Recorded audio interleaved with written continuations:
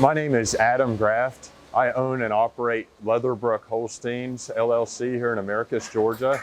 So my background is I grew up on my grandfather's small dairy farm. I loved cows growing up and always wanted to be in the dairy business. So I went to the University of Georgia and majored in dairy science and ended up going to the veterinary college there and got a doctorate in veterinary medicine in 2000. So upon graduation, I moved out to the Central Valley of California, and I worked on several of the large dairies for about 5 years before I was able to start my own dairy.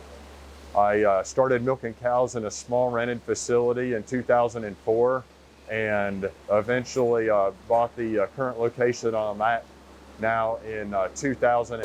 When I was in high school, I knew that I wanted to work with cows. I wanted to own my own dairy farm, and I just didn't know how I could do it. So I decided that I would become a veterinarian, and that would kind of open the door into the industry for me. Really, you need a broad education as a dairy farmer. Math is critically important because at the end of the day, we do this because we make a living for our family doing this. So we do a lot of partial budgets. You look at an opportunity and, hey, does it make sense? You know, this is what we can save a day. This is what something costs. Does it work? Or looking at feed costs. So math, being able to do quick math in your head is very important.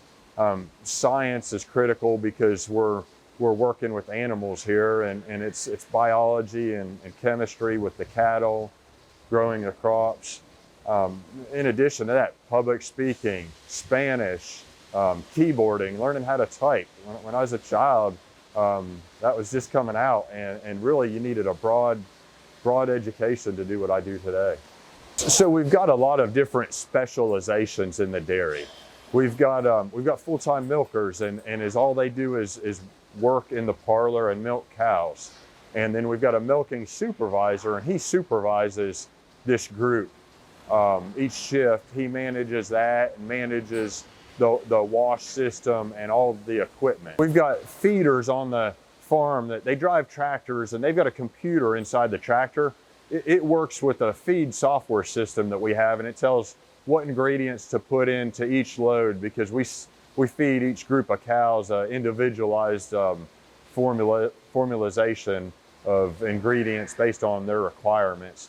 So we've got the feeders, we've got equipment people that do repairs on our equipment, we've got equipment operators, we've got people that do our row crop farming that actually operate in the field. We've got a full-time agronomist, and he actually manages our nutrient management plan. He manages what crops to grow, where to grow them, population rates, chemical applications. And then in addition to that, we work with a lot of industry people. So they might not be on the direct payroll of the dairy, but they're very involved in the dairy farm. So we work with an irrigation company, and it seems like they're here every day doing work on irrigation projects or manure handling projects. We work with the local tractor dealership, and they come out and diagnose problems and fix equipment. We have approximately 20 loads of feed delivered every day. So just the demand for truck drivers to bring ingredients in and out on the feed side, and then we ship around 10 loads of milk a day. So on that side, to haul milk to the processing plants. So a lot of different skill sets are required to run the dairy. So what opportunities for students that live in urban environments in the dairy industry?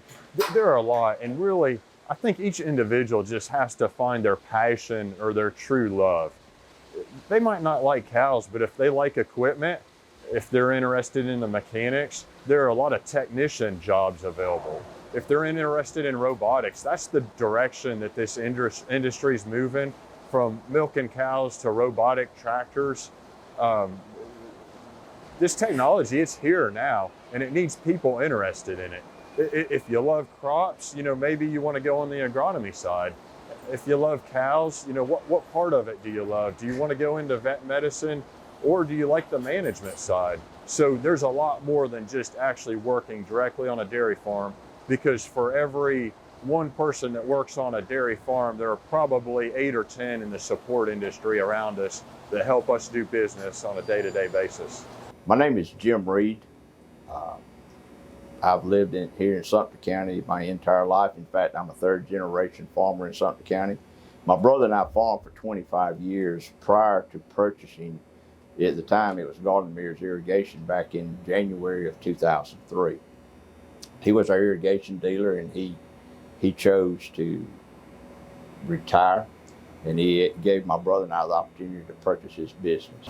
Obviously, we started out with ag irrigation. I'm a Valmont or a Valley Center pivot dealer, but we're a full service dealer. Not only do we design the pivots, we design the pumping systems, we design the electrical systems, and from that, we expanded as we were working with the dairies using the pivots to apply fluid.